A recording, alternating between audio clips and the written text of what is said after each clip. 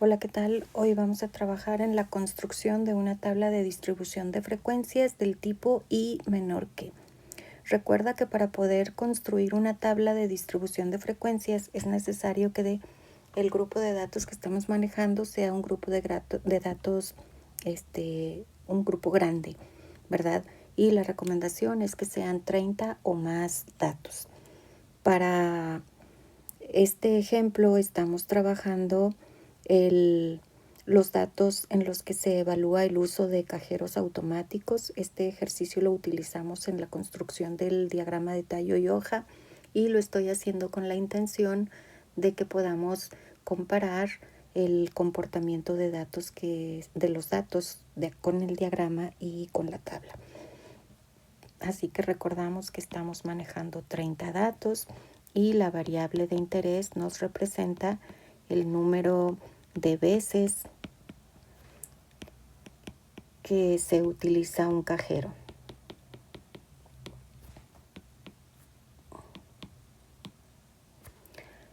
Para empezar a construir esta tabla, se recomienda utilizar un procedimiento bastante sencillo que nos va a permitir estandarizar pues los pasos para todos quienes lo trabajen.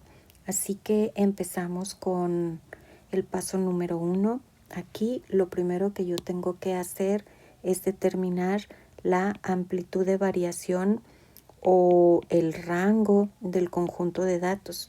Para hacer eso, lo que tenemos que hacer es identificar el valor más grande del conjunto y el valor más pequeño. Una vez identificados, hay que encontrar su diferencia. El valor más grande que nosotros tenemos en el conjunto es 95 y el valor más pequeño es 36. Así que hacemos la diferencia, 95 menos 36. Aquí la diferencia sería 59. Ya tengo la amplitud de variación de mi conjunto de datos. Después, en el paso número 2, tengo que determinar el número de categorías que vamos a utilizar. Para hacer esto, la manera más sencilla es hacer la raíz cuadrada del tamaño de la muestra. Esto lo que va a hacer es permitirme determinar un número de categorías proporcional al tamaño de los datos. Son 30 datos los que tenemos, así que hacemos la raíz cuadrada de 30. Esto nos va a llegar a dar 5.47, lo cual voy a redondear al entero más cercano, que sería 5. Y esto quiere decir que yo voy a trabajar con 5 categorías. El tercer paso sería establecer el ancho de cada una de las categorías. Para obtener el ancho de cada categoría, lo que tengo que hacer es dividir la amplitud de variación obtenida en el paso 1 entre el número de categorías del paso 2. Esto quiere decir que tengo que dividir 59 entre 5 y esto me va a dar 11.8.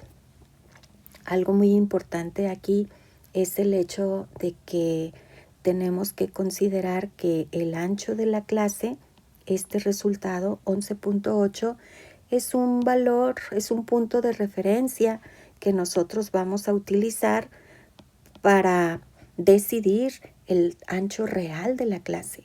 Regularmente lo que se recomienda es que si tú tomes un ancho de clase un poquito más grande que lo que te resulte de la aplicación de la fórmula. Y bajo este criterio, entonces, si el ancho de clase me resultó en 11.8, pues eso yo lo voy a redondear a 12. ¿Por qué? Bueno, pues porque es un poquito más grande y es un valor entero. Pero tú puedes decidir tomar 11.9 o bueno, incluso 12, que es como el más cercano. Y una vez que ya hemos definido que vamos a trabajar con un ancho de clase 12 con 5 categorías, el paso número 4 sería establecer el conjunto de límites que vamos a trabajar. En este caso, para decidir los límites, hay ciertos criterios que tenemos que cumplir. Por ejemplo, pues tenemos que poner como punto de partida el límite inferior de la primera categoría. Y ese límite inferior tú lo decides, puede ser cualquier valor, siempre y cuando sea un poquito más pequeño que el valor mínimo. Si el valor mínimo es 36, pues a lo mejor yo puedo decidir trabajar con un límite inferior de 35.5. Ese es un valor arbitrario que yo estoy dándole. Lo único que necesito es que este límite que yo ponga sea más pequeño que el valor mínimo. También debo especificar que voy a trabajar con 5 categorías y que el ancho de la clase que vamos a trabajar es 12. Con esas condiciones, bajo esas condiciones, es que vamos a calcular los límites. En este caso, si recuerdas, como lo vimos en clase, bajo esas condiciones yo tendría que empezar a calcular cada pareja de límites. Pero como este es un procedimiento de ensayo y error, pues se recomienda, para evitarnos construir todas las parejas de límites, se recomienda calcular el límite superior de la última categoría. Ese límite superior de la última categoría lo obtenemos sumándole al límite inferior el producto del número de categorías por el ancho de clase. Al hacer esto, lo que estaríamos haciendo sería calcular el límite superior de la última categoría. Y con esto nosotros vamos a poder ver si este conjunto de datos que acabamos de definir es el adecuado para construir nuestra tabla de distribución de frecuencias. Así que hacemos la sustitución. Vamos a decir, hay que calcular el límite superior de la categoría número 5. Recuerda que son 5 categorías. Así que vamos a tomar el límite inferior de la primera. Dijimos que era 35.5. Y vamos a sumar el producto del número de categorías, que son 5, por el ancho de la clase, que dijimos que es 12. Así que hacemos la suma, 35.5 más 5 por 12. Esto nos da 95.5. Una vez que yo ya tengo calculado mi límite superior de la quinta categoría, tengo que verificar algunas cosas. Por ejemplo, el hecho de que mis valores extremos, el valor mínimo y el valor máximo, aquí recuerda que el valor mínimo es 36, el valor máximo es 95. Esos dos valores extremos tienen que estar cubiertos por nuestro límite inferior de la primera categoría, que en este caso decidimos que valía 35.5, y el límite superior de la última categoría, que nos resultó en 95.5.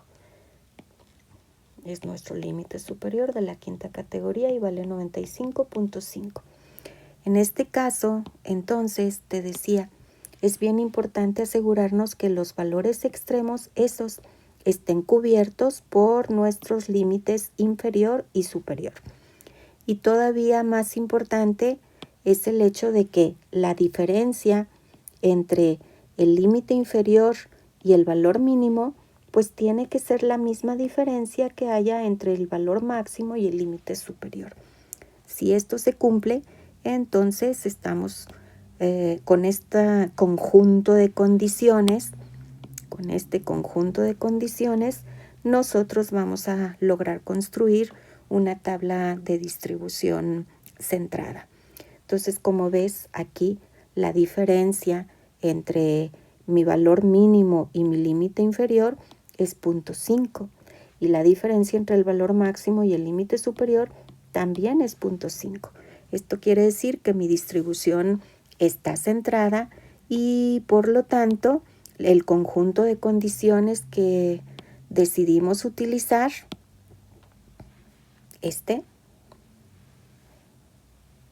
pues es el adecuado. Y sobre ese conjunto es que vamos a trabajar. Para esto entonces ya podemos empezar a construir nuestra tabla y vamos a establecer el número de clases.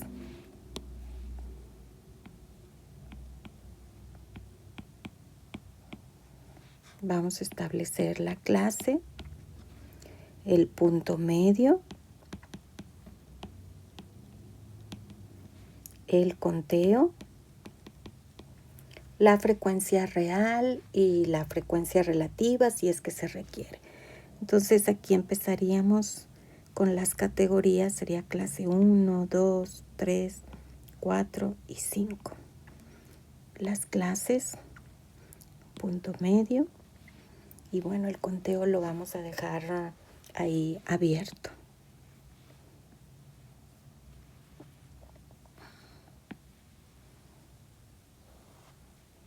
Bueno, la primera categoría empezaría en 35.5 y aquí, ahora sí, recuerda que para construir o para calcular el límite superior de cualquier categoría, tendríamos que sumar el límite inferior de esa categoría más el ancho de la clase.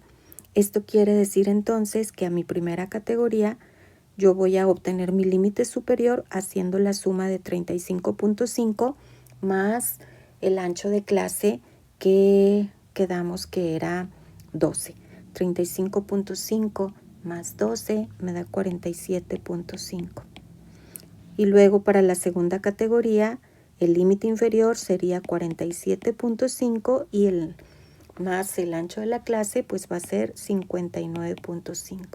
Así nos vamos a ir. En la tercera es límite inferior 59.5 más 12 me va a dar 71.5. En la cuarta categoría de 71.5 más 12 voy a llegar a 83.5. Y finalmente en la quinta categoría de 83.5 más 12 llego a 95.5, que es justo los límites que habíamos definido. Un límite inferior de 35.5, un límite superior de 95.5. Entonces, como ves, ahí están ya construidos los límites de cada categoría. Ahora, yendo en orden, el punto medio.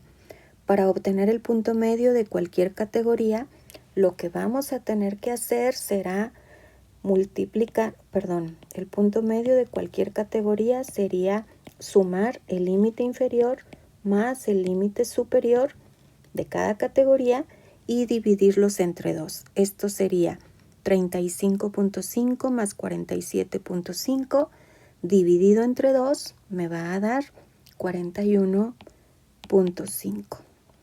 ¿Sí? Va de nuevo. Para la primera categoría, el punto medio de la primera categoría sería 35.5 más 47.5. Eso entre 2 me va a dar 41.5. ¿Ok? Y así lo tendríamos que hacer para cada categoría. 47.5 más 59.5 entre 2 nos estaría dando 53.5. En la tercera categoría el punto medio sería 65.5. En la cuarta categoría 77.5. Aquí necesito que revises, por favor, por ejemplo, cuando trabajamos con los puntos medios, checa la diferencia que hay entre 41.5 y 53.5. Como verás, esa diferencia es de 12, es el ancho de la clase.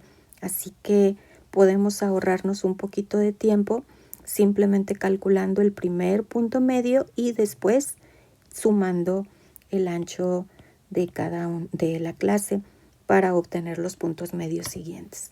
Entonces en el último punto medio quedamos que es 89.5. Bien, esos puntos medios serán los representantes de cada una de las categorías. Ahora lo que vamos a realizar es el conteo y ese conteo pues no es otra cosa más que ir registrando en la categoría que corresponda los datos los datos del conjunto. Para poder realizar ese conteo es necesario que nosotros utilicemos un criterio. Ese criterio lo da el nombre de la tabla. Nosotros decimos que la tabla se llama tabla de distribución de frecuencias del tipo I menor que. ¿Por qué se llama así? Bueno, pues porque a la hora de realizar el conteo, nosotros vamos a registrar en cada categoría cualquier dato que sea mayor o igual que el límite inferior y menor que el límite superior correspondiente. Entonces, para esto, vamos a mover un poquito nuestros datos. Aquí están. Y vamos a empezar a registrarlos.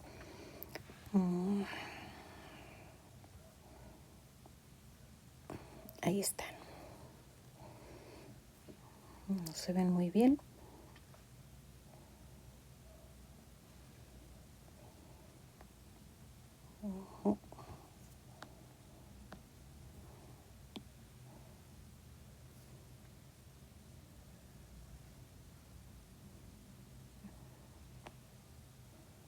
Okay. Bueno, más o menos ahí vamos a ir moviendo la tablita. Entonces, en este caso, pues vamos a empezar a hacer nuestro conteo. Te decía, vamos a ir haciendo una marca por cada dato que vayamos registrando. Aquí lo vamos a poner. Ok. Entonces, empezaríamos con este primer valor, 83. Este 83, ¿dónde lo vamos a registrar? Por ejemplo, yo veo que aquí en mi categoría número 4 ya tengo el 83.5. Aquí, para aplicar el criterio, lo que nosotros nos preguntamos es si 83 es mayor o igual que 71.5 y menor que 83.5.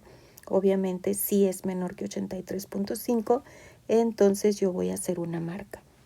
Para 63 igual voy a ubicar en dónde podría caer ese 63 y lo que veo es que está dentro de los límites de la tercera categoría. Voy a marcar, hacer otra marca y ahí está. Vamos con el 95. Ese 95 yo veo que cae dentro de la quinta categoría. 95 es mayor que 83.5 pero menor que 95.5. Entonces hacemos otra marca. Vamos con 64 ahora. ¿Dónde cae ese 64? Bueno, pues vamos a ver que está cayendo en la tercera categoría. Hacemos otra marca. 80. ¿Dónde cae ese 80? En la cuarta categoría. El 36 cae en la primera categoría. El 84. Fíjate cómo en la cuarta categoría llega hasta 83.5. Eso quiere decir que estaría ubicado en la quinta categoría. Hacemos una marca. Este 84 también es otra marca. 78. ¿En dónde cae ese 78? Bueno, pues en la cuarta categoría. Está entre 71.5 y 83. Así que hacemos una marca. 76. También está en la cuarta categoría. 73 también cae dentro de la cuarta categoría. Aquí ya armé un grupito de 5 datos. Hacemos una agrupación de 5. Después 61 caería en la tercera categoría. Ahí hacemos una marca. 84 otra vez estamos en la quinta categoría. 68 en la tercera categoría. 59, fíjate cómo estamos muy cerquita del límite superior acá, 59.5 y el dato de interés es 50. Pues 59 es menor que 59.5, hacemos una marca. 54 también cae en la segunda categoría. 52 en la segunda categoría. 84 otra vez, venimos hasta la quinta, aquí ya armamos otro grupito de 5. 75 en la cuarta categoría, 65 en la tercera categoría, un grupito de 5, 95 en la quinta categoría, 59 en la segunda categoría, 90 en la quinta categoría, 47 en la primera, 70 aquí en la tercera categoría, 52 en la segunda categoría, aquí ya agrupé, 87 en la quinta categoría, 61 en la tercera, 77 en la cuarta y 60 en la tercera categoría. Ahí ya está realizado el conteo. Entonces, lo que vamos a hacer es completar nuestra tabla. Para esto voy a regresar mis datos, los voy a regresar al principio. Aquí están. Y vamos a completar la tabla. En este caso, la tabla la vamos a completar agregando una columna que me dé la frecuencia real, es decir, el número de marcas que hice en cada categoría, y la frecuencia relativa, que sería el porcentaje de datos que cayeron en cada categoría. En la primera columna hicimos 2 marcas, así que nuestra frecuencia real es 2, 5 en la segunda categoría, 8 en la tercera, 7 en la cuarta y 8 en la quinta categoría. Si sumamos todos estos datos, el total de datos tendría que ser 30, que eso es igual al número de datos que estamos manejando. Ahora, en el caso de la frecuencia relativa, para obtenerla, lo único que tenemos que hacer es dividir el número de la frecuencia real entre el tamaño de muestra o el total de datos. Por ejemplo, en el primer caso, estamos dividiendo 2 entre 30 y esto nos da 0.067. En la segunda, 0.67 redondeado. En realidad, el resultado es 0.066666. Bueno, pues hay que redondear a 3 dígitos, 2 o 3 dígitos. 5 entre 30 es 0.1666. Bueno, pues sucede lo mismo, 0.17. 8 entre 30 es 0.2666, pues redondeamos a 27. 7 entre 30 es 0.23, ahí nos quedamos. Y 8 entre 30 otra vez es 0.27. Aquí hacemos la suma, 0.067 más 0.17 más 0.27 más 0.23 más 0.27. Y esto tiene que darnos un resultado aproximadamente igual a 1, ¿sí? Por el redondeo que hice en esta parte, 0.067, es que la suma me sale poquito más de 1, pero pues igual podemos dejar en 2 dígitos, en lugar de 0.067, hacer 0.07. Y con eso ya la suma es exactamente igual a 1, ¿sí? Bueno, esta es la forma de construir una tabla de distribución de frecuencias bastante sencilla, bastante simple. Tiene la información básica necesaria y lo que te decía, en este caso, pues de la construcción de la tabla, lo más importante nuevamente es el hecho de que estamos estableciendo nuestras categorías, 5 categorías, estamos utilizando un criterio muy específico para registrar los datos en cada categoría y en el conteo, pues nosotros podemos visualizar el comportamiento de la distribución, que como ves, pues comparándolo contra este comportamiento, contra el diagrama de tallo y hoja que ya previamente habíamos construido, pues es muy diferente el comportamiento. Sin embargo, pues ambos casos, tanto el diagrama como la tabla de distribución, pues son herramientas válidas que nos permiten visualizar el comportamiento de los datos, pues bajo diferentes herramientas, y ambas pues son muy válidas. Espero que te sirva este ejercicio. Nos vemos en la próxima.